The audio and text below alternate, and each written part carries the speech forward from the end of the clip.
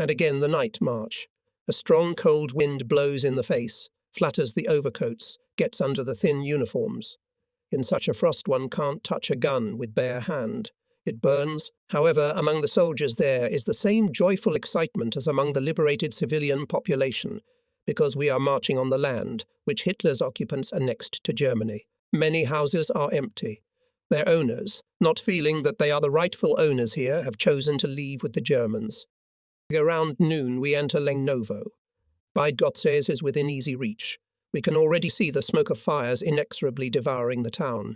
The scouts rejoice that they have finally caught up with the front. The short winter day is approaching evening, when the regiment's head guard, our commander Korumji Reichert, Senior Sergeant Dobrotlivi, Sergeant Grazisiak, Corporals Paulak and Alejinik, several men from the battalion reconnaissance and me, reaches the outskirts of Bydgoszcz. In the city we hear gunfire. Carefully looking around, we walk along the street. Some figures loom vaguely ahead. Wait, who's coming? Loudly calls the Korunji. Poles. Don't shoot. Young voices are heard. Come closer, orders Reichert. It turns out that they are boys between 14 and 16 years old. What are you doing here at this late hour? Asks them. The Polish army. Ours? The young men shout joyfully in reply, and, disregarding the formidable barrels of their automatic rifles, rush to our necks. In a minute or two they come to their senses and, interrupting each other, tell us, the Germans are behind Brade. People say that they saw several tanks in the area of Gdanska Street. A German lieutenant colonel of the gendarmerie lives not far from here. Let's go and show him. After a short thought, the commander agrees, faces of the guys shining.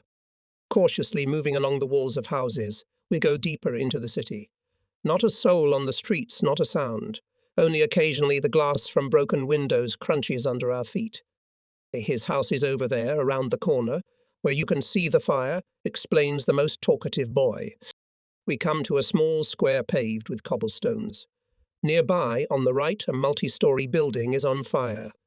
Here he is on the third floor. I hear the same kid's voice. We enter the entrance. It's pitch black. Kazimierz Dobrotlivi sets fire to a newspaper he was saving for a smoke, and we go upstairs, lighting the stairs with it. The boys are careful to stay downstairs. Here's the third floor. Which door should I knock on? Turns out, in the middle one, the platoon commander hits it several times with the handle of his pistol. A resounding knock echoes throughout the entrance, but there is silence behind the door. Only from somewhere in the centre of the city comes the furious barking of machine guns. Yes, Paulek, bang on it with the butt of your rifle. Maybe it will give in, ordered the Korunji. Tra, rumbles the butt of the rifle. Come on, boys. Let's all pile on together, suggested Sergeant Gryzekak. Under the powerful pressure of men's shoulders, the door flies out together with the jam, and the dark abyss of the corridor opens before us. Someone strikes a match, and we enter the apartment. In the kitchen, we find several candles. In their uneven light, we see the apartment left in complete disorder. The doors of the closet are open, linen and clothes are lying on the floor. A uniform with gold-braided epaulettes hangs on the back of a chair. We're too late. He managed to get away. The bastard, sighed the Korunji sadly. Shall we look for something to eat? Olinik looks at him questioningly. Only hurry up. Reichert reluctantly allowed. There is another door leading from the kitchen. I carefully press the handle and neat shelves filled from bottom to top with glass jars appear before my eyes. Eyes here. I shout excitedly. What only there is not here. Compotes from various fruits are next to jars of pork, sausage, poultry, canned plums and cherries, with green peas, beets and carrots. We start with poultry. We each get a can of canned poultry. Then we taste a little bit of everything and sit down in the chairs to rest. Platoon, come out. At last the Korunji commands. The street is lit by the fire of a burning building. We are heading towards the canal, from where the firing can be heard. White sheets are hanging from many windows and balconies, a symbol of surrender. It's snowing thickly. In front of us is the bridge over the Bradier. From the area of the grain elevator shots are heard. The head company of our battalion enters the battle with the enemy. From the side of Bridge Street, we hear the roar of tanks, and soon a huge steel monster comes out from behind the turn and at a good speed rushes to the bridge. The turret rotates rapidly, and the long cannon showered shells on the windows of the house from which they had just fired. "Ours," shouted the men of the head company. Having overcome the bridge, we get straight to our tankers. They treat us with trophy canned food found in a warehouse near the railway station, and locals, with breadcrumbs. The canned food and breadcrumbs seem unusually tasty to us. Having organized ourselves into a column, we move along Gdansk. On the sidewalk and sidewalks lying hastily abandoned by the Germans' military equipment, especially a lot of mortars. Shots sound again. People rush into the alleyways, and we, spreading out, take up firing positions along the walls of the houses. Minutes of nervous waiting seem like an eternity, and the silence is threateningly ominous. Finally, we rise, shaking off the snow stuck to our overcoats. Several soldiers with a long anti-tank gun stop nearby. A sergeant with blonde hair sticking out from under his cap asks Captain Sergei Shurka, "Citizen Captain, let me run home. I live not far from here. I want to see the old people. Let them know I'm alive and well. May I, citizen?" "Go ahead. My deputy Korumsha Romuald Lukovsky will go with you, but don't stay too long." Guys, let's go to my house," invites the sergeant. "I'm going with everyone else." As we walk along Ratzlawicker Street, the sergeant tells me that he was forcibly mobilized into the German army, but as soon as he was sent to the Eastern Front, he defected to the Russians. For over a year, he has had no news from his parents. We are approaching a one-story, fenced house. The gate creaks. The sergeant steps first. At the door, he adjusts his cap and knocks. "No, come in," we hear a woman's voice. The door opens and an elderly woman, wrapped in a woolen shawl, looks out of it. In the depth of the dark hallway, we see a male figure. "The Polish army. Our dear liberators, come into the room." The man invites you hospitably. The first to enter is the Korumzi, followed by the sergeant, me and 3 other soldiers. We have a seat. True, it's cold in our house. There's nothing to heat it with. And suddenly, as if stumbling on the way, he exclaimed, "Fredrik, my son, is that you?" And both of them threw themselves into each other's arms. Immediately the neighbours rush over. Everyone wants to look at Sergeant Malinowski, to touch our Polish uniforms. And only Alfred's mother cannot utter a word and stands in the corner, wiping her eyes incessantly with a handkerchief. Her son soothes her. Then she goes out of the room, and a moment later brings some paper tied with a black ribbon. "Look, Fred, look, darling." She holds it out to her son. "This is a notice that you died at Vitebsk, or the Great Germany." Still crying, she explains. The joy of the parents who have found their son again is boundless. But time is running inexorably, and Korunji Lukovsky is looking impatiently at his watch. "Let's go now," says the sergeant, noticing the officer's meaningful look. "We must go now. Goodbye, dears, see you soon." The residents of the house see us off. In parting, the mother warns her son. "Fred, dear, take care of yourself, my child." "All right, Mom, all right." "And beat the Germans better." Father admonishes. When we arrive at the regiment, they are already in full swing preparations for a further march. One column is going along Snajadecki Street towards the railroad viaduct. The other column is moving along Gdansk Street. On the railroad tracks begins the battle for the barracks, and then for Ludwig Hall. The Germans are trying to counterattack. Rumbling guns, regimental artillery and mortars. Under cover of their fire, we break into the barracks. Realizing at last that resistance is useless, the Germans surrender. In this battle, several dozen soldiers of the 129th Infantry Regiment were taken prisoner. From here began the pursuit of the retreating German units in the direction of Zelendovo. Magdalenka Koronovo, our advanced reconnaissance patrol, is advancing along a forest clearing. Suddenly, we hear the roar of an engine running at high speed. We stop for a minute, listen, and sneak up to the edge of the forest. 2 German trucks are stuck there. They can't climb the hill. The soldiers put broken branches under the wheels, pushing the vehicles as hard as they can, but it doesn't help. The wheels are stubbornly spinning in one place. By short runs, we reach the nearest bushes, and then at the command of Korunjigo Reichert, we open fire with automatic rifles. A few German soldiers fall down, hit by accurate fire, The rest of the panic scattered. One truck immediately burst into flames. In the back of another truck climbed Private Richard Ogli, a Turk born in Vilnius, and began to open one by one cardboard boxes that were lying there. "Chocolate," he shouts excitedly and gently drops a large box labelled Anglers into someone's obligingly outstretched hands. We scatter the chocolate bars in our pockets and walk on. Behind us, against the background of the forest, a car burns out, and ahead of us we can already see the brick houses of the village, scattered on both sides of the road. At first glance, the village seems completely extinct. There is not a light or a smoke anywhere, and suddenly the silence is broken by the furious barking of enemy machine guns. Senior Sergeant Kazimierz Dobrotliwy, Corporal Joseph Baran, Privates Joseph Kosidlo and Joseph Paksik, and several other soldiers fell down, struck by the deadly bursts. Ducking into the snow, we respond with short but accurate. The targets are the windows of houses illuminated by bright flashes of fire. From behind we hear stomping. It's our battalion's men rushing to our rescue. The first to arrive were the artillerymen of the anti-tank platoon under the command of Lieutenant Heinrich Hulse.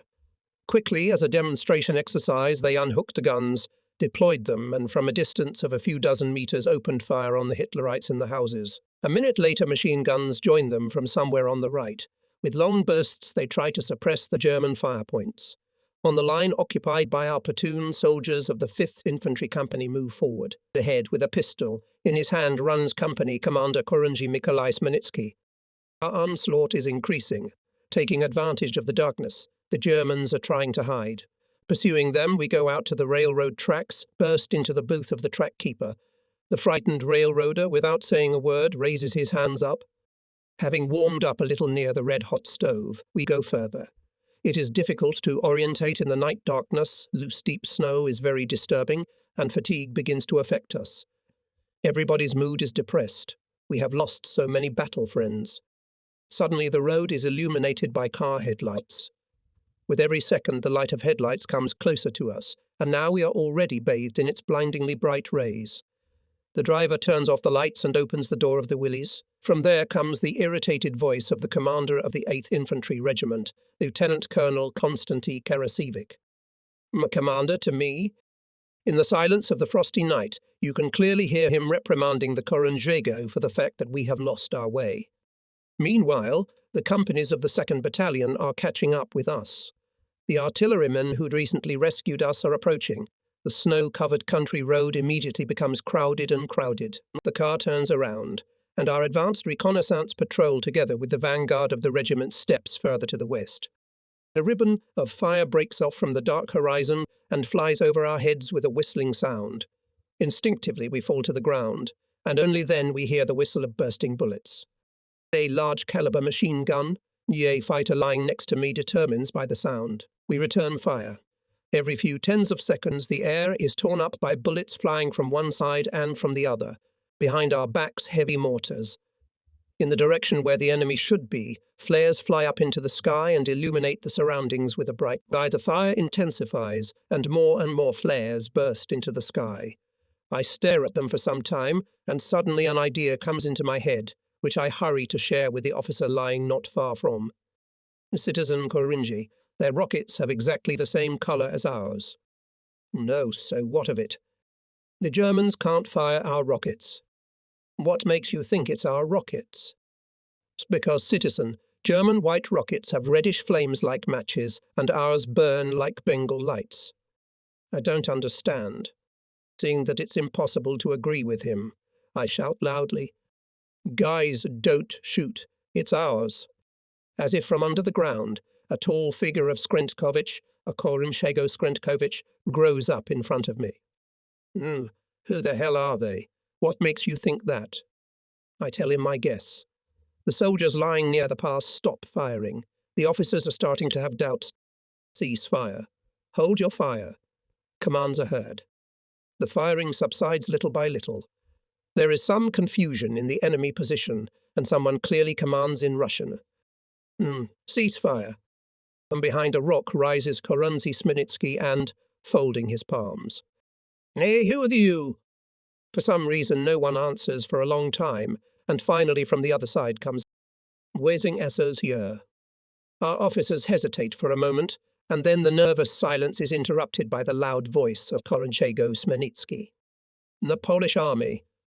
Now, apparently, the enemy is thinking, because the night darkness is again illuminated by the bright light of rockets, and to our ears reaches our ears.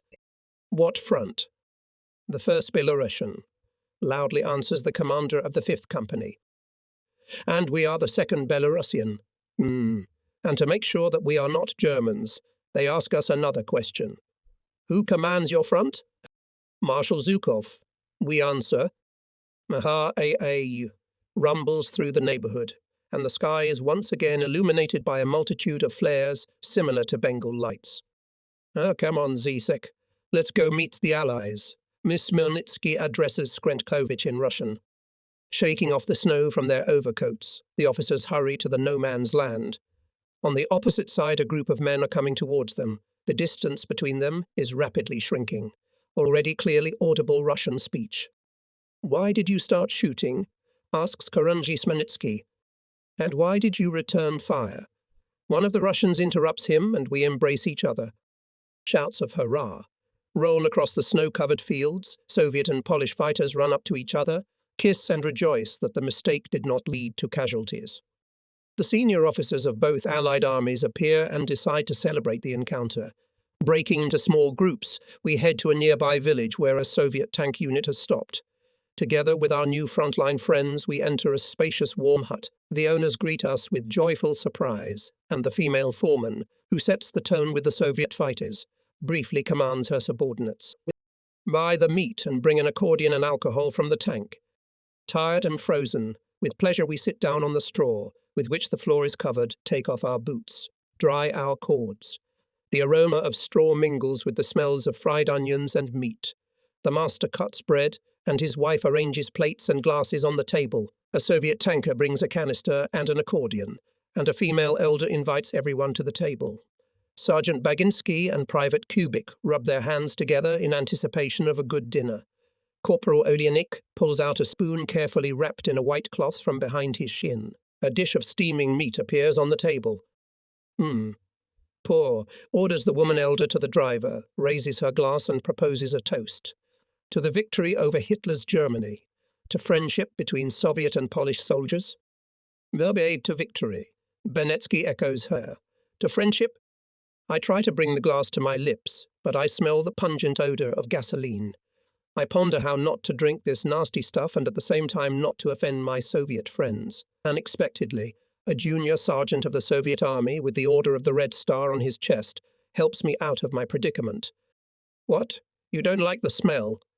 There were no other dishes, so we poured it into a gasoline can. No, I don't drink at all because I'm only 16. Then put down the glass, son, and eat. I put the meat on my plate and watched the owner of the house sipping alcohol. Some of them had already had a drink and were now sniffing the bread with pleasure. After a minute, the faces of the feast participants blur into a satisfied smile, and a cheerful gleam appears in their eyes. The harmonist is singing Zemlyanka, and we are singing along. The driver of the tank agitates to finish the contents of the canister. Baginski and Kubik put up their glasses and drained them in a volley. Then Kubik, an irrepressible talker, addresses the owner of the house. How far is it from here to Berlin? I don't know. I've never been there, replies the peasant. Some of our soldiers have already eaten and are going to bed. My eyes are getting sleepy too. I hear the others at the table talking about the Germans, about the upcoming battles. Someone is fighting over a place near the stove, but I can't open my eyes anymore. I wake up because the whole house is shaking like a fever. It's the Soviet tankers warming up the engines of their steel horses. They are the first to leave Kharkivka, the village where we are staying. In the hatch of the turret of one of the tanks, I see a familiar woman senior. We wave goodbye to each other, and the vehicles disappear in a snowy whirlwind. Officers announce the gathering. We hastily tidy up equipment and weapons, replenish ammunition. Workers of the political and educational apparatus of the regiment organize the funeral of soldiers killed in the last battle. We with Koronczego Rykut transferred to the platoon of foot reconnaissance. The next day, long before dawn, the regiment acts. The march to the west continues. In front are the scouts.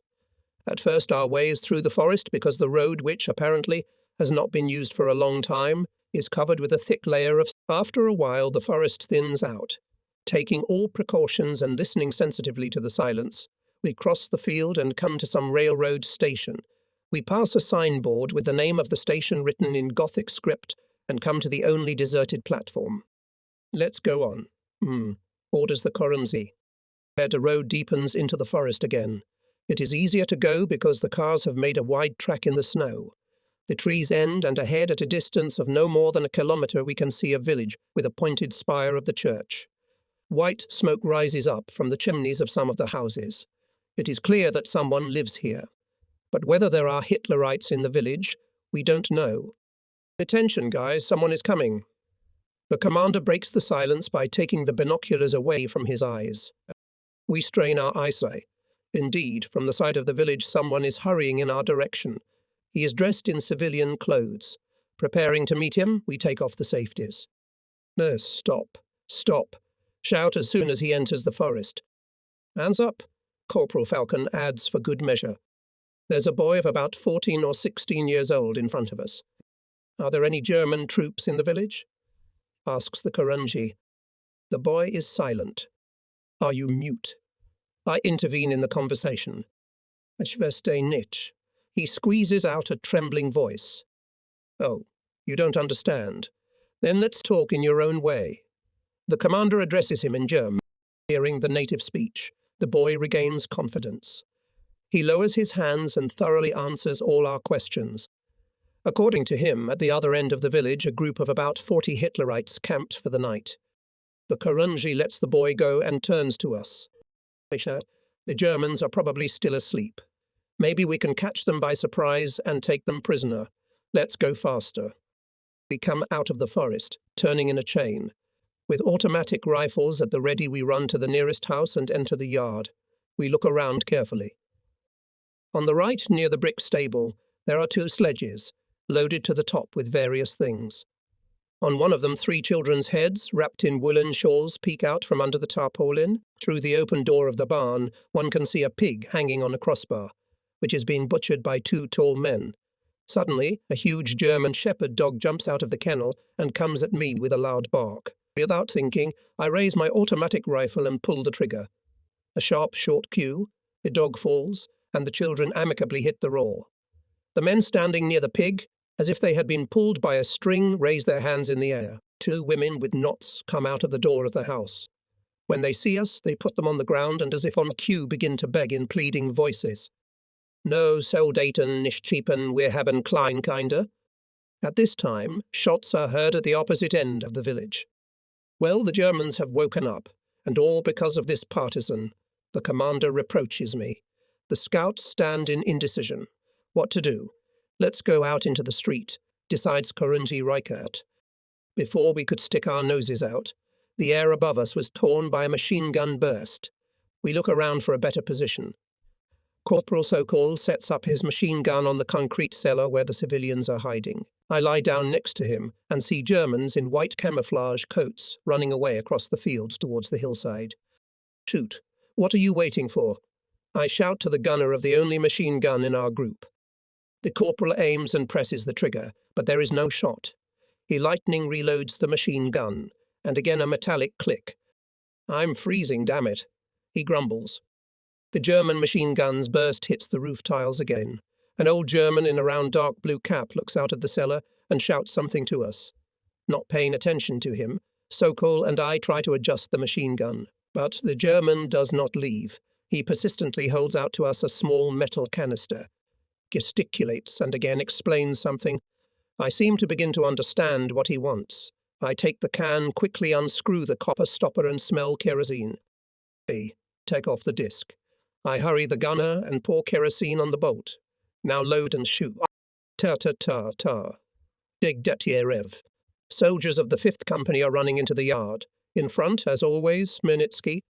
No, 5th Company, follow me. He shouts in Russian. Together with the soldiers of his company run out into the street and I have time only to notice how a peasant in a dark blue cap begins to unload the sledge. A short rest. And back on the road.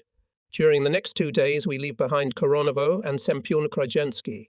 In the evening of January 31, we enter Lipka, and further away stretches the land, which until 1939 was owned by the Germans.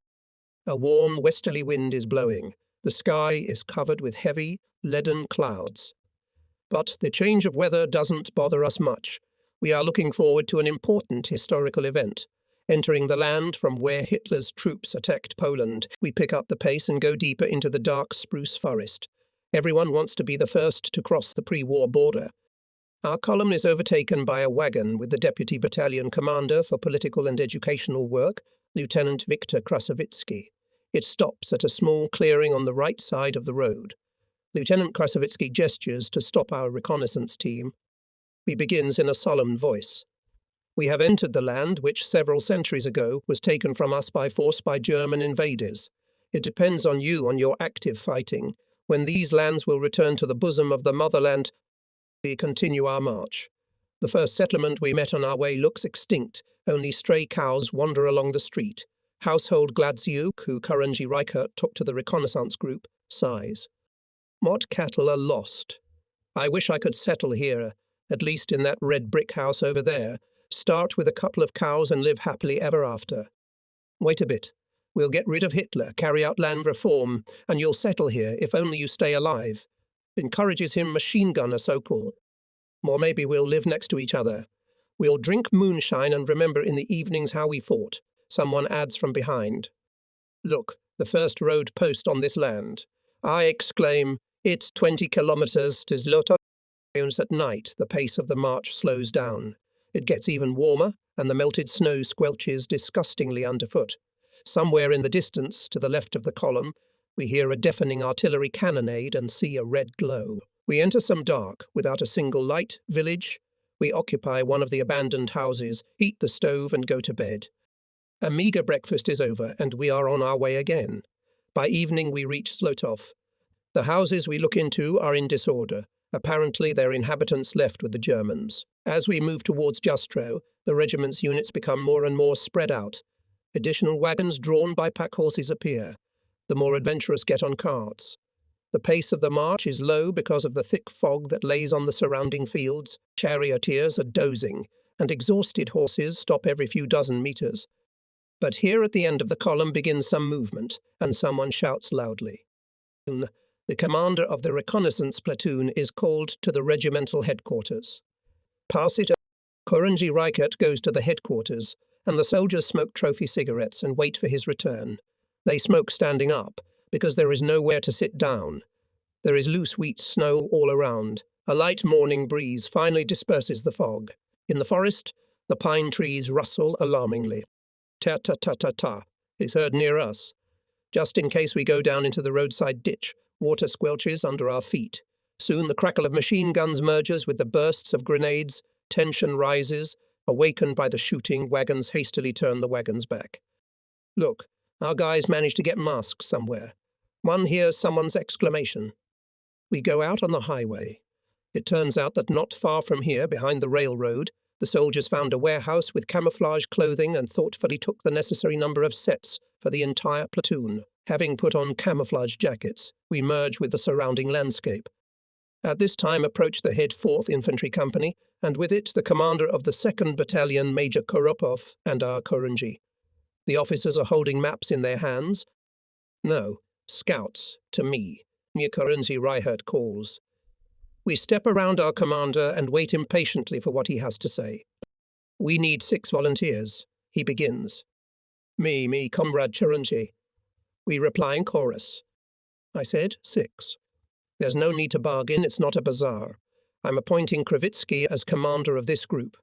Senior Sergeant, take 5 men and I'll tell you what you'll do. Vladek, take me. Requests came from all sides. Kravitsky turned out to be a good guy. He didn't forget that we studied together at the junior commander school and took me with him. Lieutenant Richard unfolds the map. We are now in this place. He points with a red pencil to a small dot. That's Petsivko. Ahead, around the nearest corner, the Gividia River flows. There are 2 bridges across it, a highway bridge and a railroad bridge. Your task is to find out if the bridges are intact and if there are Germans on the opposite bank. Be careful. Remember that a scout is obliged to see everything. but should not engage in combat if it is not necessary. Well, carry out the task and return safely. The firing that caused a commotion in the cart has subsided. Kravitsky sends 3 scouts to the right of the road, and he himself, together with me and Sergeant Resyak, goes to the left. Taking precautions, we walk in the direction of the river. Through the sparse bushes we can see the blown-up railroad bridge. We carefully examine the stretch of terrain stretching ahead. Then we crawl to the solitary bushes growing on a hillside about 20 meters away from us. The wooden highway bridge, which is clearly visible from here, looks unharmed from the side. Just beyond the bridge, to the right of the road, is a 2-story brick house with some other buildings in the back. To the right, by the river, there is a long red building. There don't seem to be any Germans here, Vladek whispered. And I don't see anyone in the house across the bridge either, says Rishiak. Shall we risk it? I'll run first, decides Kravitsky. Hey, as soon as you're halfway across, I'll follow you. The senior sergeant jumps up and, ducking down, runs to the bridge. Now it's my turn. Ta-ta-ta-ta, breaks the silence with a sharp machine gun burst. Staggering sideways, Kravitsky falls. Ta-ta-ta-ta, continues frantically slashing enemy machine gun, and fountains of snow and earth fly up right in front of me. I fall on my side and hide my head in a small depression. The machine gun behind the bridge chokes with fiery bursts. I shovel the snow with my hands, and at first I didn't notice that I had skinned my fingers to the point of blood. My only dream is to burrow as deep into the snow as possible, so that the bullets buzzing above me would pass by. In this brief moment, my whole life flies before my eyes. Help. I recognize Vladek's voice. Again the machine gun beats and the bullets whistle over my head. They must be searching for Risyak, I decide. But how to get to Vladek? Alive. I hear a voice beside me. I turn my head and see Sergeant Risyak. I'm alive, but Vladek was wounded. I explain to him. Behind me I hear some incomprehensible noise and shouting. The Germans open fire again, this time from several machine guns simultaneously. Bullets with buzzing fly over us, but ours do not remain in debt. Through this rumble I hear a familiar voice, which in Russian commands. 5th Company, forward. What about Vladek? Hey, what's wrong with Vladek? I raise my head and see that Risyak has already crawled up to him and is unfolding his cloak tent. I shift my gaze to the wooden bridge. There, behind the bridge, 2 Hitlerites are lying in the bushes and are firing a machine gun, carefully aiming straight at the domed helmets. For Vladek, I whisper to myself. For Warsaw, for all our suffering. I pull the trigger and see one of the Hitlerites grab his face, while the other quickly disappears into the trench. My automatic rifle, from which during the transitions I more than once hit half a brick from a distance of 100 meters, and now did not let me down.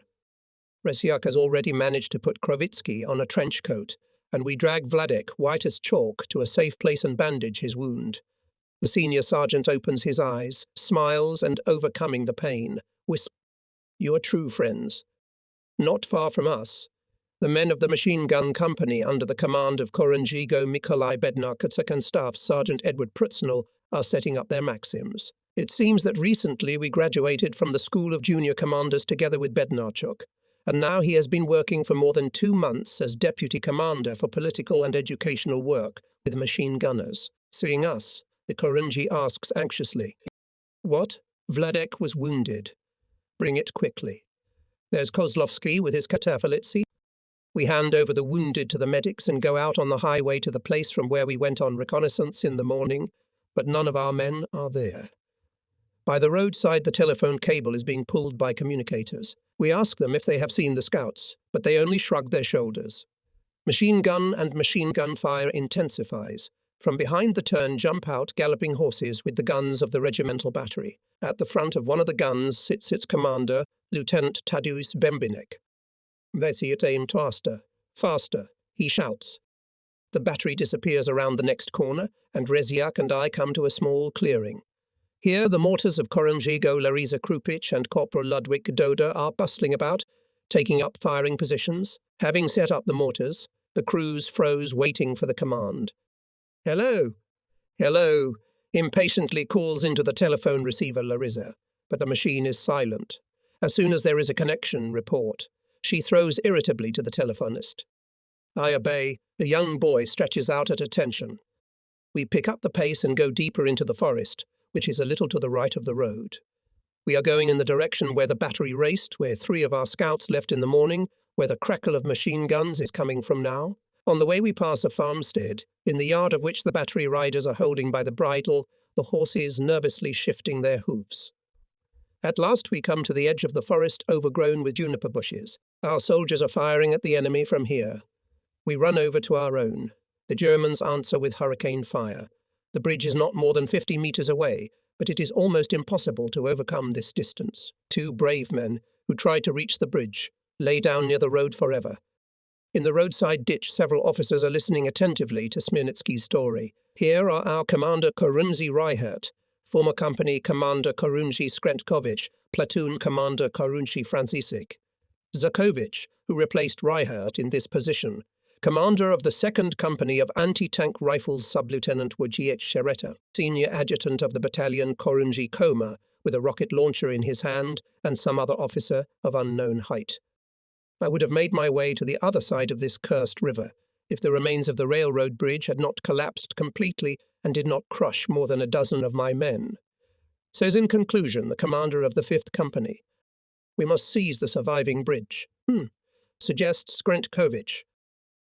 "Without artillery, Krauts from the trenches will not knock out of the trenches," intervenes Korunzi Reichert. "And I'll still try," decides the commander of the 4th Company, climbs out of the ditch, runs up to the line chain of his soldiers and commands. 4th Company, run over, behind. The soldiers jumped up and bent, ran out of the forest. A strong machine gun and mortar barrage falls on the advancing soldiers. They crawl back to the edge of the forest.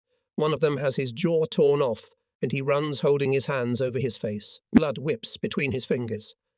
Boom, boom. Beat on Hitler's defences are regimental guns. The first floor of the building across the river is shrouded in smoke. Korunzi Hesha is pointing out targets to the artillerymen with a rocket launcher. It's time to raise the soldiers to attack. The officers decide and scatter to their units. "No, forward, boys," shouts Korunzi Skretkovich and first rushes to the bridge. I see fountains of snow flying up at his feet. It's the Germans firing from a distant red building, not paying attention to the fire. Skretkovich is followed by Sub-Lieutenant Shereta, Korunzi Reichert, Corporal Soika and me. Behind us we can hear the stomping of soldiers' boots. The first to the bridge runs Skretkovich. On the right, a German machine gun is furiously spewing fire, but fortunately for us, the gunner is not aiming well, and the bullets fly over our heads. The bridge is already behind us. Together with Soika, we jump into a German trench next to the bushes. We come across a machine gun abandoned by Hitlerites, near which there are several boxes with machine gun tapes. At the bottom of the trench lie the corpses of Hitler's machine gun crew. "You know, joyfully I say to Leon, when I was partisan, I had exactly the same. Instead of talking, let's better turn it in the direction of the Germans. It may be needed at any minute," interrupts me Soika. We prepare the machine gun for battle and see how a group of our fighters, led by officers, reached the brick building from which the Germans had just fired. Korunzi Reichert throws several grenades through the window. 2 Germans with machine guns jump out from behind the barn and rush towards the nearby forest. This is just for me, as if something prickled in my brain, and I lean over the captured machine gun. I take aim, pull the trigger. The shell casings are ejected and the Germans are getting farther away. I aim again more accurately, and again I miss. Hitlerites are already a few steps away from the saving forest. "They'll go away," Leon throws angrily. A bit of a long line. The one who was running with a machine gun, as if suddenly bumping into something, falls down and the other one disappears into the forest. The J climbs out of the trench and rushes after the second captured machine gun. And the Germans in the brick building still continue to defend. Our fighters from the cellar located in the middle of the courtyard are trying to bombard them with Faust patrons. In the walls of the house appear large torn holes. The 4th and 5th Infantry companies have already moved to the bridgehead, and the 2nd Company of machine gunners, led by a smiling, thin-skinned Lieutenant Andrzej Super, is running across the bridge. The 4th Company moves to the 2nd echelon of the battalion and organizes the defense. Sergeant Baginski sets up his Maxims on a hill dominating the road leading to Jastrow. The machine gunners of Koronjego Mikolaj Bednarchuk fly into the garden adjacent to the brick house and take up firing positions. Warsaw touches Mount Kaya. Mikolai's voice sounds loud and is drowned in the rumble of machine guns. German mortars are booming. One of the mines exploded near Bednarchuk. He staggered, fell, and instantly a red trickle of blood flowed from under his Confederate. Sergeant Edward Prutznall and Sergeant Joseph Izdebski ran up to the wounded man. They bandaged his head, and Mikolaj opened his eyes and whispered to Edie. Mers, forward, to Var. On my right, the soldiers from the 2nd Mortar Company, Korinji Ignacy Konopka, are hurrying me. At the same time, Larissa's mortars are running up with rifles. Kurumji Konopka turns around and, seeing the platoon commander from his company, who is looking for a place to set up a mortar, show her. Larissa, over there. From a long red building standing by the river comes a jerky machine gun burst. Konopka grasps his chest, bends and falls. Larissa runs up to the wounded man, strokes his cheek and repeats, Ignacy, Ignacy, you must live. And Kurumji Konopka, choking on blood, with difficulty squeezes out of himself. So, about shield, about everything. Same not. A moment more, Eki stretches out motionless on the snow.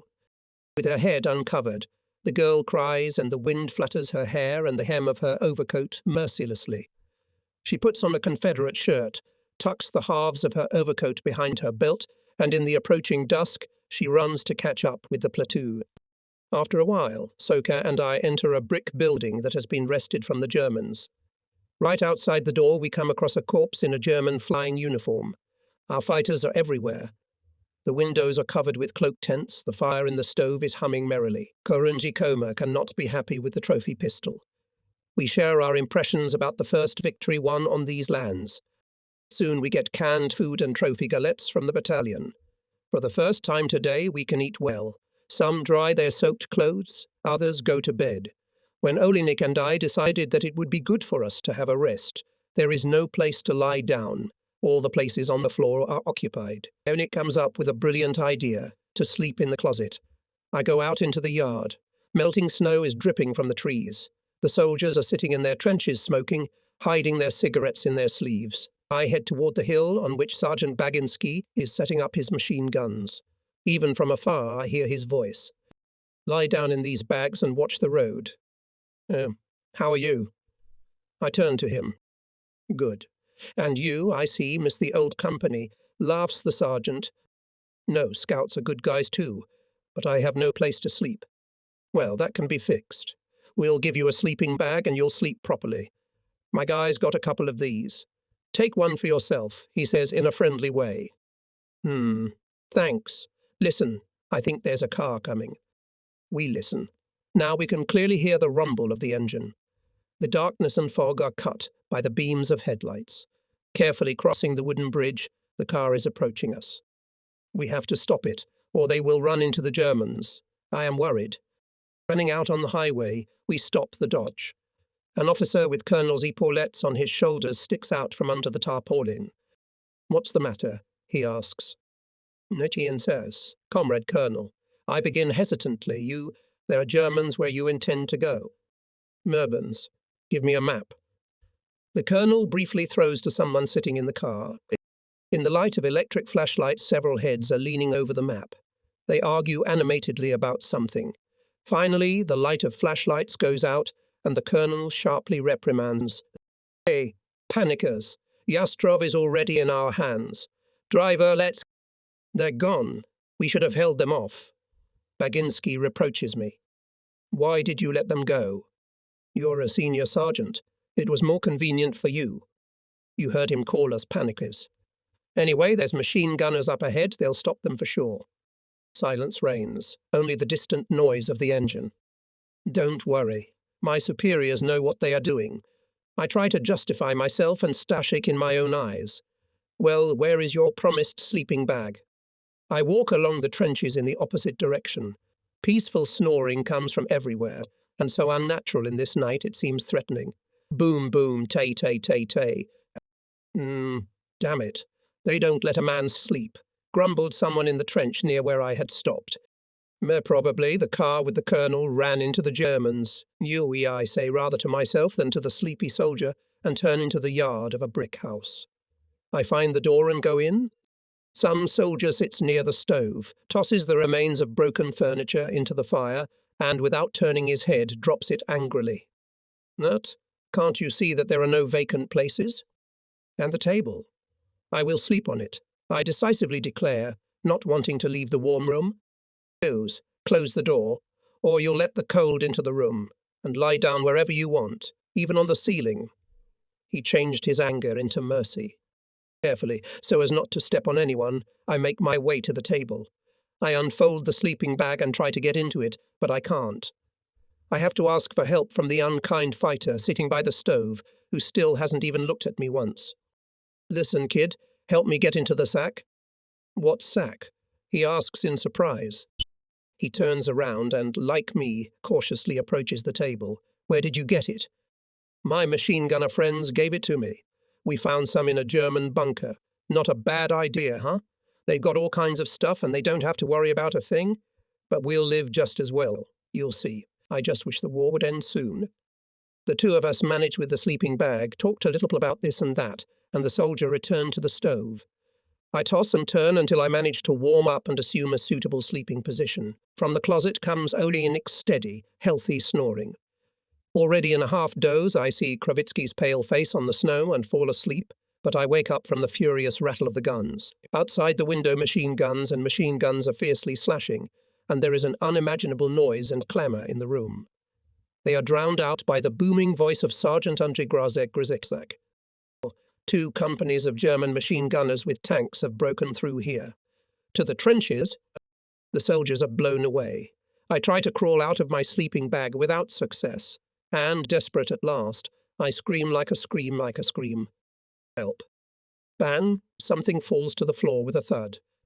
The impression is that a shell from a tank cannon hit the wall. Help. I hear someone screaming nearby. Help me get out of this damn closet. Look. Don't yell like that. I'm lying tied up on the table in a sleeping bag, and I need help too. Damn closet. It should have fallen down with the doors. The Oleanik almost cries. Only the Germans are not enough to take us with their bare hands, like sheep. I think angrily. What a mess. Comes from the closet. The machine gun fire does not stop for a minute. I get goosebumps at the thought of what might happen to us if the Germans burst in here. I hear voices in the hallway. Someone opens the door with an effort and puffs heavily. I close my eyes and pretend to be dead, just in case. Oh, it hurts. Citizen Corporal Trauset. Sirs. I exclaim joyfully. Friend, untie it, I ask a soldier with a medical bag. Now, I'll just lay the wounded man down. Asen's the nicest of the hearse men I've ever met in the war. I was already untied. I get out of the sleeping bag and vow never to use this stuff again. The two of us help Oleanik out of the closet. I'm free at last. Stefan smiled into his red moustache. Let's go outside, he said hurriedly. Seeing me fiddling with my wet boots, he advised. Put on bare feet. You hear, they're shooting. Hurry up. I stuffed my boots into my pocket, grabbed a machine gun and ran out of the house after Oleanik. The trenches are full of our fighters. From deep in the forest comes fierce shooting. On the road to the river are running machine gunners. On the bridge stands Major Kuropov and tries to hold them off. Tanks. One of the fighters shrieks exhaustedly. We see Bignew Skrentkovich runs up to him, grabs him by the scruff of the neck and asks him with a shivering calmness. Where the hell did you see tanks? Show me. See the first patrons? Take them and wait for them to come up. And don't you dare retreat. Where are they? The soldier looks around confused. Then he bends down, takes one of the first patrons and takes a position in the trench. I run up to the machine gunners of Bagipsky. Stanislav sits on some stump and calmly sips from a trophy flask. Me for courage. I ask. No, so that others don't get it. We are waiting for the Krauts to come here. We will meet them properly. Do you want to camp next to us? The commander of the company machine guns suggests it. I set my machine gun at a fallen pine tree and keep my eyes on the highway shrouded in fog, on which a car passed at night. From there are still the voices of our fighters. The firing gradually subsides. Tanks are not yet seen or heard. Only occasionally the guns rumble, and shells, barely touching the tops of pine trees, burst in the distance beyond the river. Not so fast, I can't go on any longer. Someone's voice comes from the highway. I look in that direction, and only after a while 4 of our soldiers appear out of the fog. They are carrying the dead Koronczego Eugeniusz Petrusiewicz from the company of machine gunners. "Is there anyone else of ours left there?"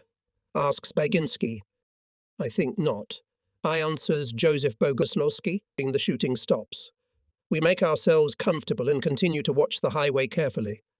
I turn my head to the right and see the calm face of Sergeant Antoni Buksinski leaning over the Maxim, to the left Sergeant Baginski frozen at the machine gun waiting for tanks, and between them the heads of soldiers with automatic rifles stick out of the trench, lurking, waiting for the enemy to appear. Time stretches unimaginably slowly. Clothes from the wet snow become completely wet. Baginski raises his hand. Attention, I glare at the white wall of fog, and at first I don't notice anything suspicious, but a dark figure emerges from the thick fog. A moment later it takes the form of an armed Hitlerite. After the first fascist appears the second, the third. They are walking in a row along the roadside ditch. "Matthew N.," shouts the commander of the machine gun platoon. I press the trigger and hear how my machine gun is choking in fury, how the Maxims of Baginski and Buksinski are banging smoothly, how the machine guns are crackling. One German collapsed on his knees and let go of his rifle, and others fell after him. "Get back! Get back!" yells someone invisible in the fog. We rush forward to the place where the voice comes from, calling the Germans to retreat. After the rumble of battle, the silence seems especially marvelous. Baginski disappears somewhere and returns a minute later with a trophy, a silver Alpine Edelweiss. He took it off the cap of a dead Nazi. For the headquarters of the regiment, probably, was a complete surprise that a small group of our fighters managed to repel the counterattack of the Germans on the opposite bank of the River Gavidi. Apparently, the rumor about the appearance of tanks reached the higher authorities, and some time later, the Soviet anti-tank artillery arrived at our site. However, the alarm turned out to be false. A belated pursuit of the enemy began. Koronczy Reichert gathered the scouts. I handed the trophy machine gun to the men of the 4th Company, and here we are pacing ahead, in the vanguard of the regiment. The conversation is always going on about the recent battle, about the dead and those who distinguished themselves in this fight, and I did not know at that time that the command appreciated my participation in this battle, and at his suggestion I was awarded the rank of Koronczy. 19 days later, the commander of the army signed the order. But I learned about it only 4 months later. The head of us carefully survey the terrain sentries, so we feel relatively safe, and with curiosity looking at places where recently there was a battle. Here next to the highway lie 5 dead Germans, and not far away, in the roadside ditch, found their grave 9 more Nazis. They must have been covered by our dagger fire. And here were 3 more fascists, and suddenly we come across a familiar Dodge, turned upside down. There are several dead officers in Polish uniforms, and among them is that colonel who did not believe in the correctness of our information. Koronczy Reichert salutes the dead. Near him we stand in deep silence. We're coming out of the forest. It's a short walk from here to Jastrov. We pick up the pace because the regiment's vanguard is following us almost on our heels. In the town we meet soldiers of the 4th Division, who entered it from the other side. We stop for a rest. In the neighbourhood settled the 5th Company. Some soldiers, without waiting for lunch, look into the abandoned houses and take out of their jars with various viands. It's not hard to open them. We've already learned how. "Hey, out of the way. Get out of the way," someone shouts. I prudently get off the road and see Yatsky from the 5th Infantry Company, sitting on the high seat of a hearse, chasing a couple of red horses. This jolly fellow has thought of something again. Whoa. He stops the carriage, glittering with black lacquer and silver, hangs the reins on the gold-coloured lantern of the hearse, walks springily up to Koronczy Smenitsky, clicks his heels dashingly, salutes and roots and reports.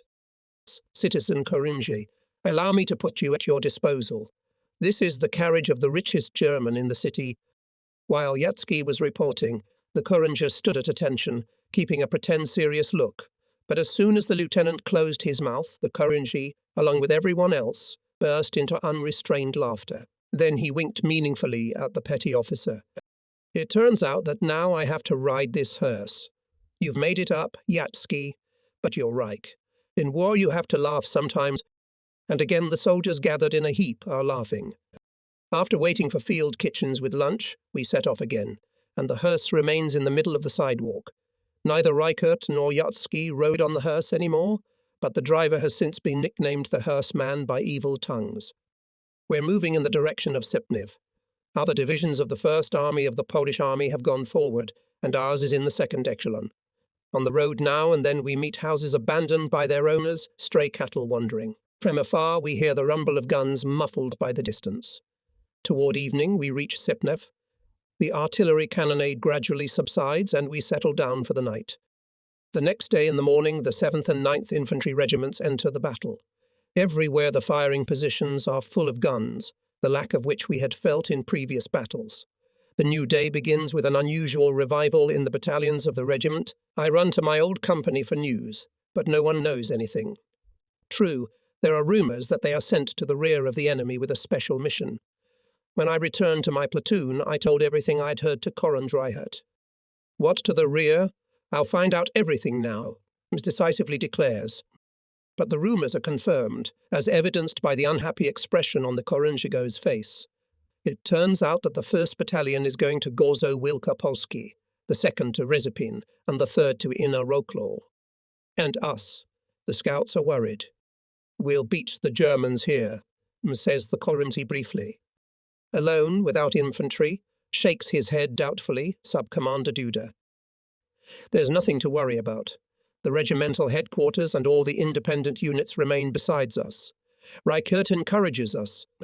From the street come sharp commands and the stomping of many feet. Infantry battalions of our regiment leave Sipnev. We go out into the courtyard. The weather today is fine. For the first time in several days the sun looked out. The temperature is just below 0. But the men of the reconnaissance platoon are not happy. When will we see each other now? They asked disappointedly.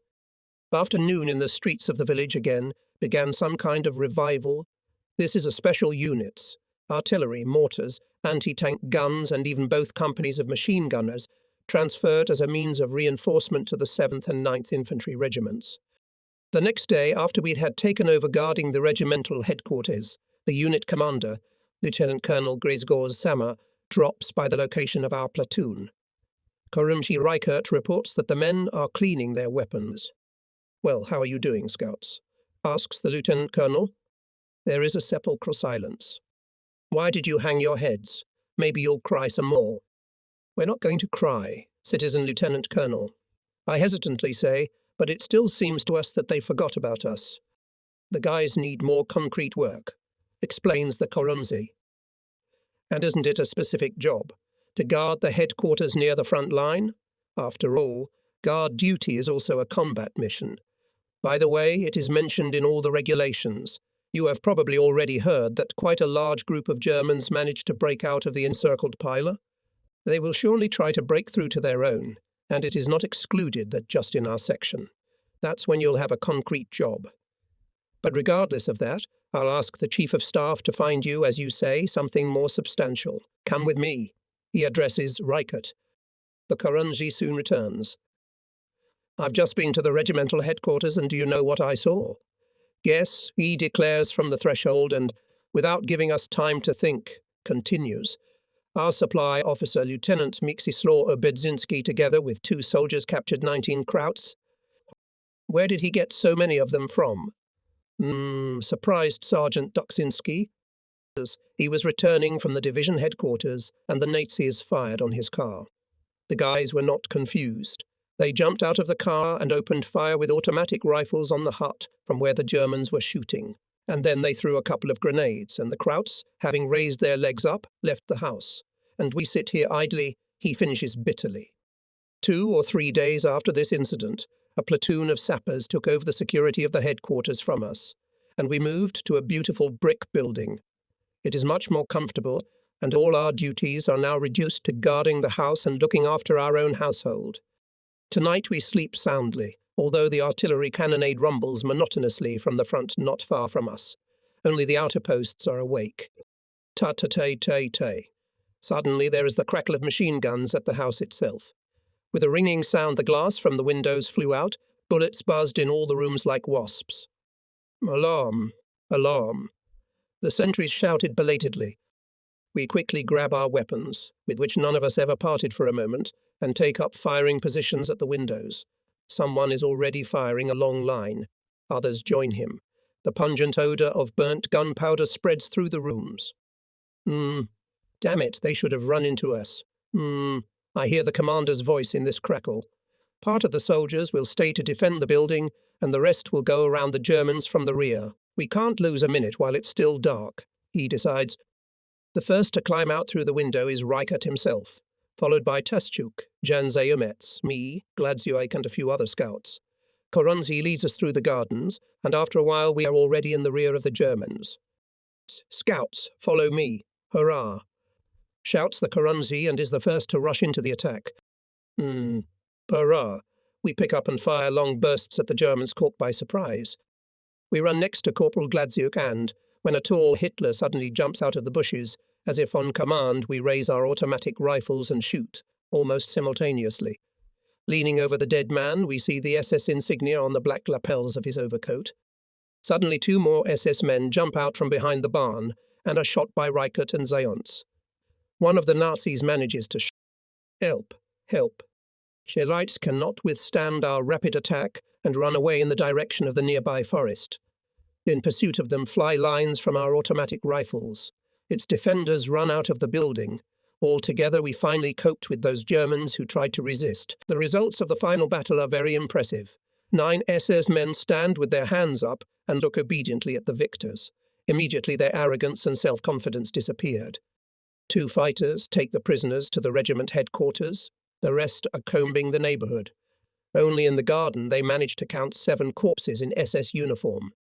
Such results of the battle not only testify to the courage and ingenuity of the scouts, but also were the concrete work that we dreamed of. Passes half of February. The units of our regiment for 3 or 4 days replaced the 7th Infantry Regiment, located near Nadazhitsi. The very next night our scout platoon and company of machine gunners were attacked from the rear by the Germans, as it turned out later, with the strength of up to a company. The fascists managed to come close to our trenches and throw hand grenades at them. The main blow falls on the company of machine gunners. Some Hitlerites even managed to break into our trenches. The Germans are coming through. Theirs is very close. Some of them broke through our trenches and disappeared in the night darkness. But our fire was very effective. Accurate lines killed more than a dozen fascists, about the same number of wounded. In the company of machine gunners, only 3 were wounded. We are again transferred to the 2nd Echelon, and we are stationed in the small village of Brody near Nadazhitz, while the other units of the 1st Army of the Polish Army are overcoming the Pomeranian Wall. The 3rd Infantry Division, named after Romuald Troguta, consisting of 2 regiments, is engaged in defensive battles. We, scouts, are on guard duty near the regimental headquarters or scouring the surrounding area, and we consider this work as important as participation in the frontline battles. The first month of heavy fighting for the ancient Polish lands is coming to an end. Tomorrow is the 1st of March. In the units of the regiment are talking about a new offensive. Although we are still far from the Baltic, we sing every chance we get. The sea, our sea, will guard you faithfully. We sing about the sea, but frankly speaking, the vast majority of us have never seen it. And so the 1st of March came. Early in the morning, Polish artillery rumbled to our left. Airplanes with white and red checkers on their fuselage appeared in the sky. True, there were moments when it seemed the front was almost silent, but it was a deceptive silence. After a short pause, everything started again. The infernal rumble made my ears ache. This is the main strike group of the 1st Army of the Polish Army, concentrated on the left flank, went on the offensive. Under the powerful blow cracked the front edge of the German defence. And we, understaffed 8th Infantry Regiment, are still in the 2nd Echelon of the division. True, we were given a divisional training battalion, but this compared to other infantry regiments, each consisting of 3 battalions, unequal compensation. The next day in the afternoon began to revive us too. The obozny watched the loading of things. Everyone wants to take with him as much as possible, both what he is used to and what he may need someday. However, the inexorable controllers are meticulous and expertly determine what should be taken with them and what should be thrown away. Unnecessary from their point of view, junk they inexorably dump in the roadside ditch, and about date to load its sequence. In the evening we move out. Regiments in fire contact with the retreating enemy pursue him, not giving the opportunity to organize defense on a new line. The next day we are already in Chaplinek, spread on the shore of the lake, which at this time is still covered with ice.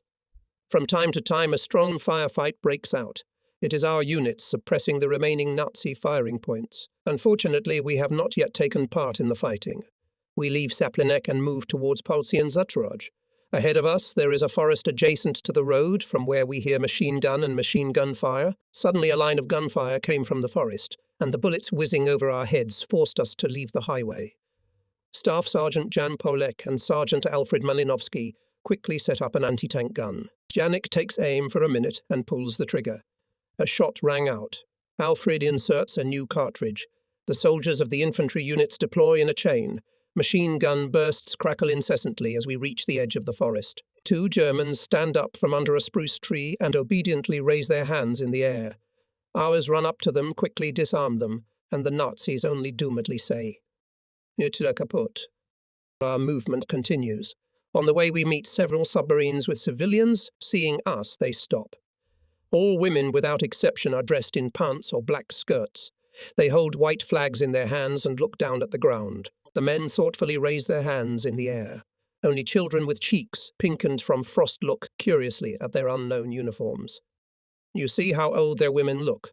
Corporal Schleichter, a well-known heartthrob, breaks the silence. Would you like them to put on makeup to meet you? Zayons interrupts him. Soon another village appears on the horizon. A little more effort and we step onto the cobblestone sidewalk. Not a soul around. The open doors of the houses creak in the wind and slam against the jambs. We stop for the night. I make a fire in the stove, and Sergeant Vladislav Pentkovsky thoughtfully plays the harmonica. We eat canned meat, drink coffee. It's getting warmer. Suddenly from the street comes a loud laughter and exclamations of women. A sentry in the yard is talking to the girls, on whose left sleeve white and red armbands are visible. At last we are free. They rejoice and, interrupting each other, tell about their hard life in forced labor with German Boers. And one of the girls, a blonde, kisses the scouts in turn. Welcome, come and visit us. Corporal Schleichter invites gallantly. Come on, girls. I hear they have a harmonica, so let's dance in honor of such a holiday. Willingly agrees the blonde. The harmonist slides the swords of the trophy accordion, and the scouts ahead of each other invite the girls to dance. Circling in the rhythm of the waltz couples and those who do not dance. Shuck. Not enough, not enough. Harmonist does not have time to rest, as he is again asked to play something, and yet fatigue takes its. In the morning we go in the northern direction. The shooting is still somewhere far away. We go, as always, ahead of the main forces of our lumpy regiment. We are greeted by our newly liberated compatriots. How much joy shines in their eyes when they see us. More and more often there are wagons with German refugees. The men are unshaven, dirty, and panic-stricken. The women are not very tidy either. At last they too have experienced the hardships and deprivations of wandering. The Baltic is getting closer by the hour. We are again advancing in the vanguard of our column. If nothing suspicious is seen ahead, we get on our bicycles and pedal briskly. In front of us, next to the road, a bushy hillside. With weapons at the ready, we head to this hillside and comb through the bushes. Be careful, guys, warns Franciszek Lukasiewicz, a former sergeant from Lodz, and points to a ravine not far away. We cross it and see a group of people walking along the road in our direction 1.5 kilometers ahead of us. It is impossible to distinguish who they are. Horses, with their heads down, are dragging wagons loaded to the top. We take our weapons off the fuses and wait for the units of our regiment to come up. I see, probably Germans. They all have helmets on their heads. I share my observation. You're right, says Duda.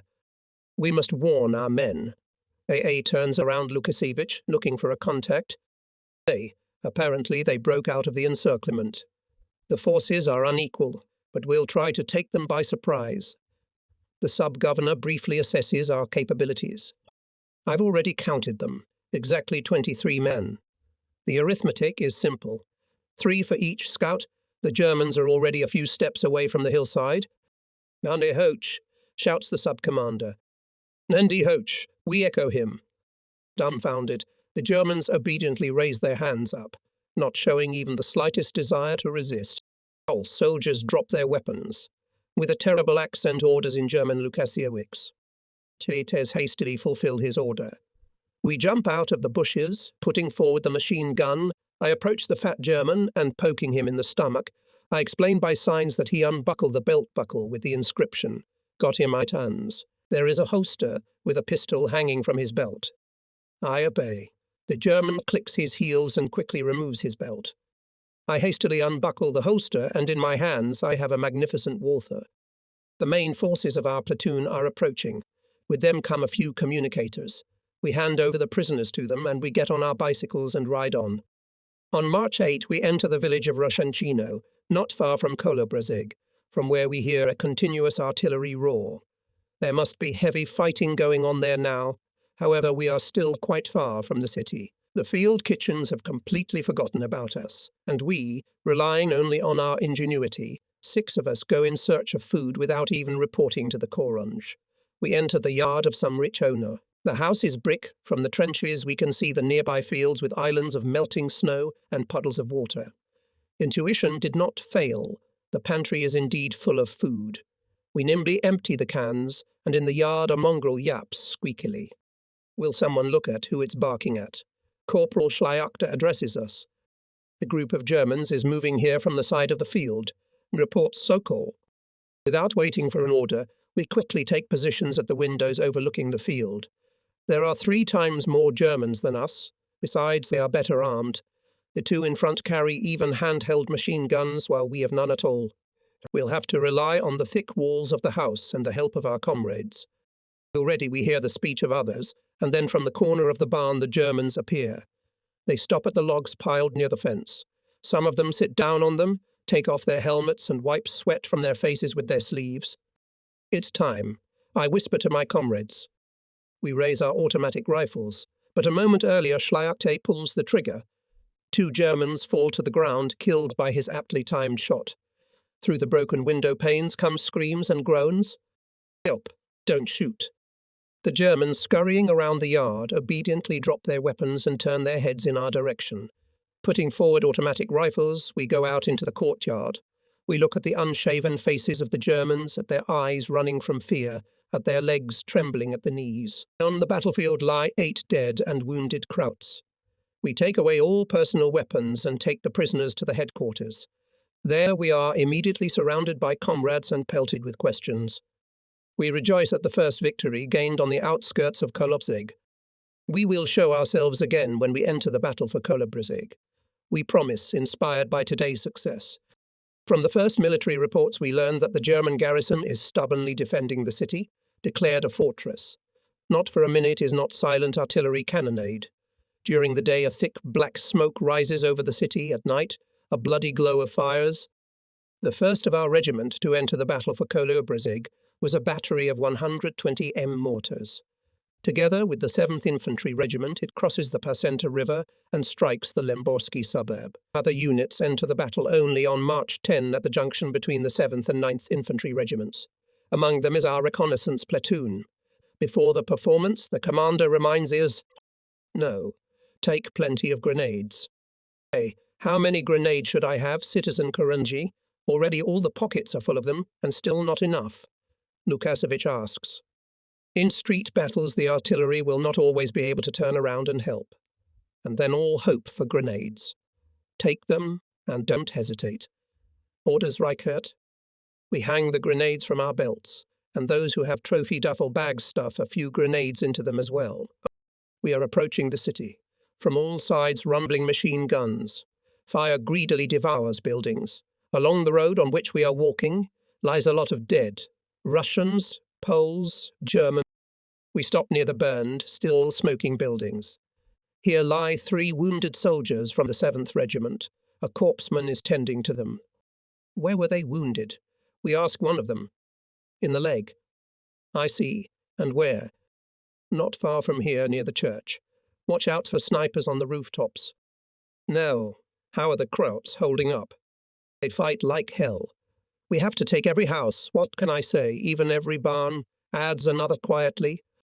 An officer unknown to us comes up and shows Korun and Reichert where we should go.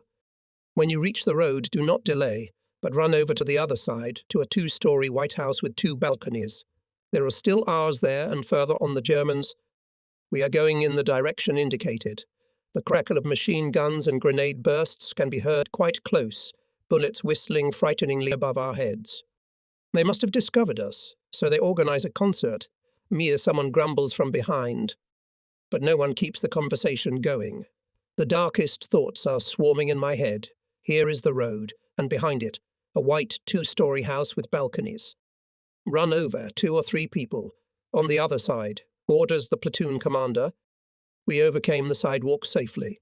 Once only a machine gun line crackled, but the bullets whistled past, knocking off in several places the plaster of the house to which we are running.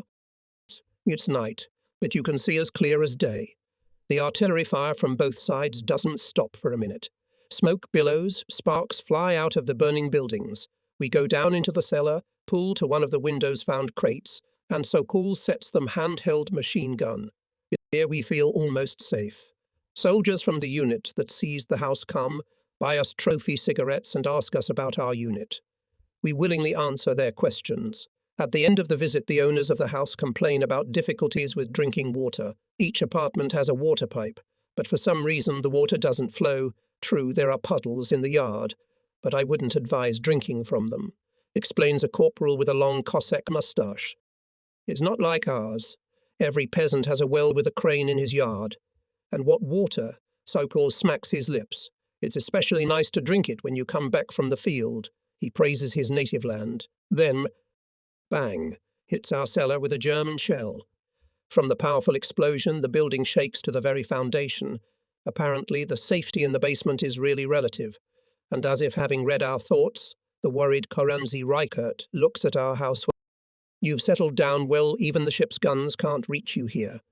I think I'll stay with you. Tomorrow we will to the attack, and now set up a duty at the machine gun, the rest to sleep. We sit down on the floor and try to sleep, but the artillery cannonade does not stop all night. In the morning everyone's eyes are red from lack of sleep, and new guests are already walking around the yard, soldiers of the company of 82M mortars and a gun crew of 45mm anti-tank gun. Before breakfast we have to capture a neighbouring house on the opposite side of the street. The mortars will open fire, and when we go up to the attack, the cannon calculation will suppress direct fire points of the enemy. Plum plume. Mortar barrels bounce. Well done, guys. I praise them. Not enough mines, or we would have shown. The tall sergeant reveals his steel teeth in a smile. Suddenly everything around comes to life. Machine guns crackle from all sides. The artillerymen roll their cannon around the corner of the building and open fire. Prepare to attack. Get the hand grenades, comes Reichert's excited voice. The first to jump out is the Korunji himself. We run after him, firing at the windows of the house we are to capture.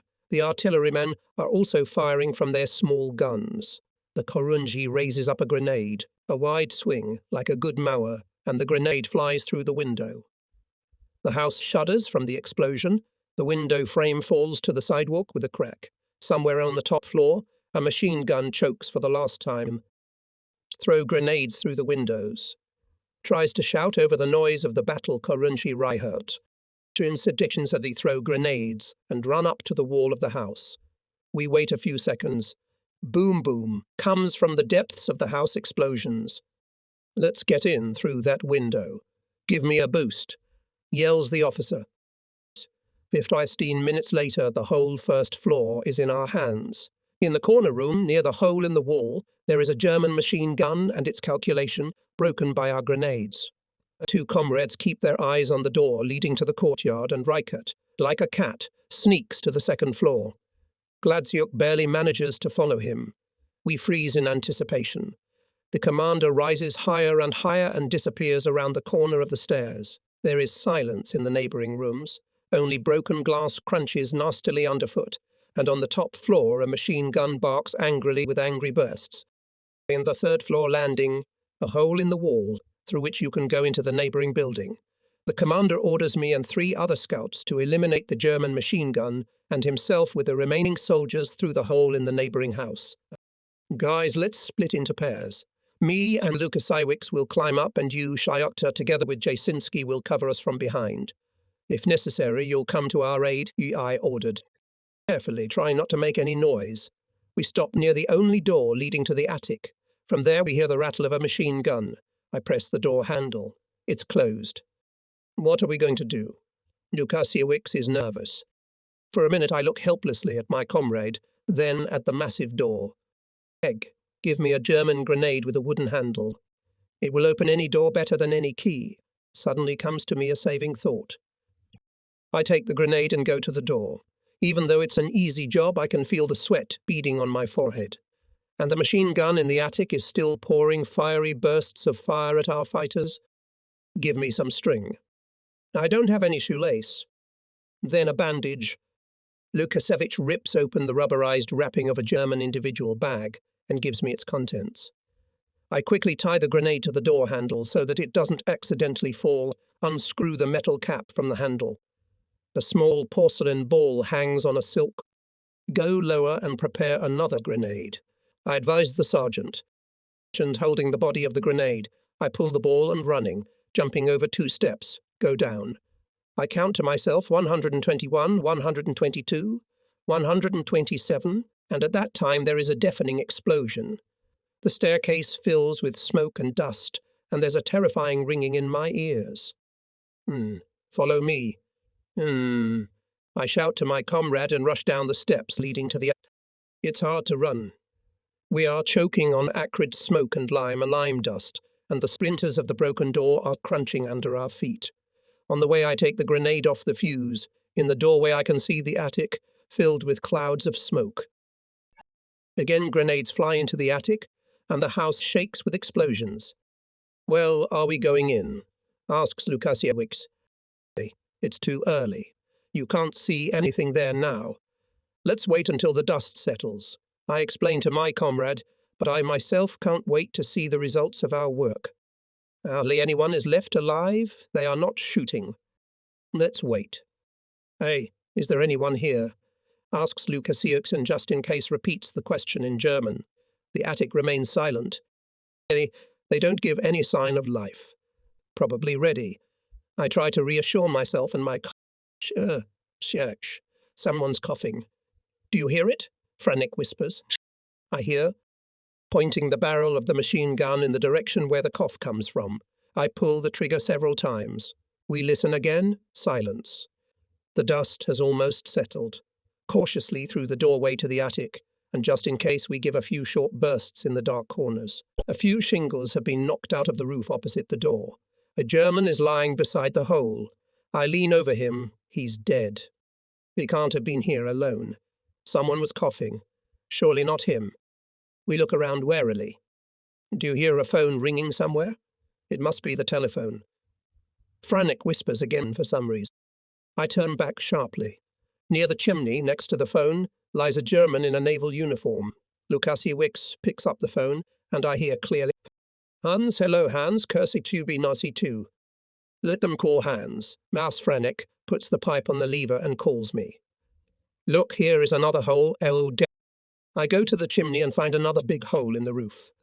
What a view from here. I even whistled with admiration. If it weren't for the smoke, you could see the Baltic Sea from here. Yes, indeed.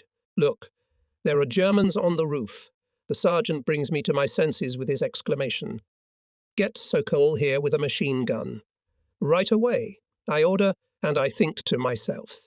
The Germans have closed the attic door tightly. So from house to house they run across the roofs. We'll have to report it to the platoon commander. Nesting Riponsol, take a position near this hole. I say when he appears in the attic, and keep a close eye on the roofs of neighbouring houses. A German phone just rang here. The guests may come. And you, I turn to Lukasiewicz, bring Schleier and Jasinski here. We must prepare for the defence. We'll go. It's a good idea, the Krauts. We're looking for them downstairs, and they're climbing on the roofs. Listen, where's the phone you were talking about? Sokol asks. There, behind the chimney. Did you cut the wires? No, why? What do you mean, why? What if we have to leave the attic? The Krauts will come back and use it again. I'll go cut it off. He won't stop gibbering. You gave them a bad time. The first time it hit the attic, I thought. Surely some of ours are dead. Stop talking. Yui cut the machine gunner off at half a word and ordered, better prepare at a firing position. There are sandbags near the broken German machine gun, bring them here. And you guys, I turn to the others, take out one tile each and watch the roofs. You got it. What about ours? Where's the commander? Jasinski is asking. You go to the commander and report that we're in the attic. Tell him we can use the rooftops to get to the neighboring houses. Me. Jasinski interrupts. You. I repeat with determination. I see the boy pale and hesitating. He's only 2 years older than me. Alone. Gentry. Go with him to look for Koronchego Reichert. Let's go. He waves his hand to Jasinski. Sokol sets up a firing position, while Lukasiewicz searches the attic. A minute later he exclaims, joyful, Guys, I found canned food. Bring it here. Sokol, as always, is the first when it comes to food. We open both cans and start eating cold canned pork with spoons. It would be nice to get some bread somewhere. New, says Lukasiewicz with a full mouth. Yes, we haven't had it for a long time, sighs Sokol. Look, a German is walking along the roof. I show my comrades. It's a sniper. He's moving in our direction. I'll meet him when he comes closer. Sokol decides and lies down behind the machine gun. Apparently they were alarmed by Hans's silence and decided to send a contact to check what's wrong with him. Lukasiewicz thinks aloud. The German, apparently not for the first time, uses this way, because he keeps on the roof quite confidently, not paying attention to the strong headwind, which furiously flutters the hem of his overcoat. For a time he is covered by a wall. I should have fired sooner. Something has not shown up for a long time. He's here. Over there, to the right of that high pipe. Lukasiewicz reassures the corporal. Nerf, in just one line, no more. I turn to the machine gunner. It will be done, Citizen Senior Sergeant. He firmly presses the buttstock to his shoulder, holds his breath for a moment and slowly presses the trigger. Ta-ta. Beats a short line. The German stops for a second, takes another half step by inertia, and rolls down the roof with a rumble. Couldn't you have told me before that you could get into the neighbouring house from you? From the broken door comes the voice of the platoon commander. The Krauts are on the second floor, and we can't smoke them out. Now we'll surprise them. Where is the passage? He asks impatiently. I show him a hole in the roof, and in the rays of light penetrating through it, I see how our commander has changed in a short time. His face and hands are dirty. His overcoat is stained with lime. A piece of collar is torn off. The other scouts who came to the attic together with the Koronzim look no better. Reichert hastily gives orders and is about to leave. Why don't you eat a couple of spoons, Jurek? I dare to call my commander by his name for the first time and push the started can of canned food to him. It's too much for me and not enough for everyone. Let's go, he says shortly. And as always is the first to climb out on the roof. We try to keep up, though it's not easy to keep up with him. We overcome the brick ledge, firewall, protecting the building from fires, and we approach the hollow roof, from which Sokol took off a Hitlerite with a short cue. Careful, guys, warns, without turning around, Koronji. I am going third, providentially helping myself with my hands. Overcoming of this difficult and dangerous section of the way by the whole platoon takes a lot of time. In this house the Hitlerites are defending, and on the first floor you informs us Reichert. Do you see the open window near the chimney? Asks Schyachter. Through it is possible to penetrate into the house. We see it? Several voices answer at once. Mati, quiet. Follow me, whispers the Korunchi. We squeeze through a narrow hearing window in the roof. A small metal ladder leads down from it.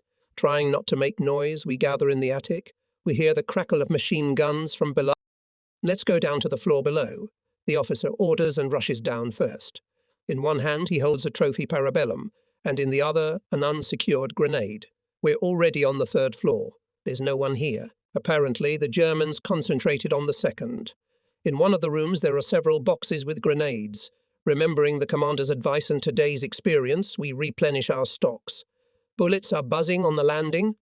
We must let our men know that we are here, Mui, says the commander, and suddenly shouts at the top of his voice. Guys, we are on the 3rd floor. Ta-ta-ta-ta-ta-ta.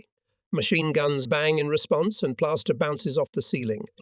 Maybe we should try to smoke them out of there with grenades, Citizen Korunji. Sergeant Tashuk suggested. Are you crazy? After all, they can fly to the 1st floor and there are ours. Rejects his proposal. I've got an idea. My burst out? What is it? What if we tie the grenades to a shoelace or a bandage and lower them to the krauts? Then they'll explode at any height we want. That's a brilliant idea. Give me a German grenade, demands the Korunji, still holding a Leimenke in his hand. I quickly tie a German grenade to the end of the bandage, and the comrades standing nearby are preparing similar gifts. And here we lowered the first of them into a flight of stairs. Boom. There is an explosion, and you can hear something heavy falling to the floor below. We lower the next one. Boom, boom. It rumbles, exploding. Then another one, and there's another explosion. We're choking on dust and smoke. But as soon as one of the soldiers tries to go down the stairs, he is met by a line from a German machine gun. He hid behind some ledge and shoots with a Schmeisser. Move your brains, boys, urges the scouts, Korunji Reichert. But we haven't managed to think of anything yet, and we continue to launch grenades on bandages. Listen, why don't we try to lower a bunch of grenades through the window? Tashuk develops my idea. Good idea, approves the Korunji. Someone hurries to measure the distance to the windows of the floor occupied by the Germans, and the rest, without waiting for orders, start making bundles. We open the miraculously survived windows and lower the gifts. The house shakes from a powerful explosion, on the sidewalk ringing broken glass. Korunji Reichert quickly runs down the stairs and throws his Leimenke into the corridor of the 2nd floor, and we rush after him. At the door we bump into a German effluter with a mangled face, who is fiercely wiping his plaster-covered eyes. From the next room Dude brings out 2 wounded Germans. Several dead Nazis lie in the hallway. Now the whole house in our hands, and we hastily prepare for defense. Now it would be good to have a snack, the Korunji admits. We search German duffel bags, find breadcrumbs and small cans of canned food. I look with pleasure at Jurek, who eats them with appetite. Then he throws the empty can into the corner and says, smiling, We worked hard, and the most important thing is that everyone is alive and well. We should present you guys for awards. Where's the commander? Where's the commander? Comes from the corridor someone's loud voice and the stomping of soldiers' boots. Reichert and I go out to meet him. It turns out that it arrived to replace us company from the 9th Regiment. We handed our comrades in arms the captured house, showed them the passage in the wall, warned them to watch the roofs, and for a pack of captured cigarettes we sold them for a bunch of grenades. Scouts, follow me. Reichert calls out and heads first to the breach in the wall. We go out into the courtyard, from where we started the attack in the morning. The smoke of the field kitchen is wafting from a small brick shed. The smell of boiled soup tickles our nostrils. Hey, buddy, can you feed me? The scouts ask the obese cook. But you are not ours. Not stopping stirring in a large cauldron, unkindly answers the one. Not yours, you say. That's right, not from your company. But while you were cooking here, we were risking our lives, Reichert says, his eyes glittering ominously. All right. You can't even joke. The cook lowers his tone at once. Put the wokes on. There's enough for everyone, and he pours us full wokes of soup. The meat is probably not boiled yet. It justifies himself. The dinner will be ready only in an hour. It's all right, brother. We'll eat it too. Lukasiewicz answered for all of us. The headquarters of the 8th Infantry Regiment moves to the outskirts of Kolobrezeg, and we are again on guard duty. It's the 5th day of the battle. Entire neighbourhoods of Kolobrezeg have turned into ruins or burned to the ground. It was the turn of the 4th Infantry Division to go into battle, and we, the Scouts, were replaced by the 1st Company of Machine Gunners. Again, we have to fight at the junction of 2 Infantry Regiments' Trogutov Division. This time we have to interact with the training battalion. Having finished handing over the security of the headquarters, we gather at the agreed place. Korunji checks the available personnel and weapons. As always during street battles, he pays special attention to the stock of grenades. And here we go. in the purple rays of the setting sun gaping huge holes in the gas storages. From here, it's a short walk to the railroad tracks. Behind them is the mansion district, which is still in enemy hands. At dusk, we reach the building. It is defended by only 7 Polish fighters. Having exchanged handshakes with them, we take up firing positions near the windows. The defenders of the house, accustomed to fierce fighting, explain the situation in a businesslike manner. During the night, several times Reichert and I check our defences and noted with satisfaction that the scouts are on the alert. At dawn, our units begin a friendly artillery preparation. Behind the railroad tracks, fountains of earth are flying upward. Above some of the houses, red tongues of flame are rising upward. We leave the building and advance towards the railroad tracks. Bullets fly over our heads ceaselessly. Just to get past the railroad tracks, I wish, and I see a private jump up next to me. Roman shot desperately climbs the railroad embankment, takes a few steps and suddenly falls like a hamstring. This is in Chorunzi. There is a passage under the tracks. Duda exclaims excitedly.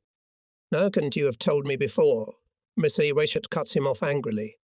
"Then Short wouldn't have died. Follow me," he orders and crawls towards Duda. The passage is very narrow, but it's safe. One by one we squeeze through to the other side. We have to crawl for quite a long time because there are several railroad tracks above the passage. "Well, finally," puffs the Koronzai. "Now there are no more than 50 meters to the buildings we have to capture." But what meters? On the ditch stretching along the railroad bed, we spread out in both directions.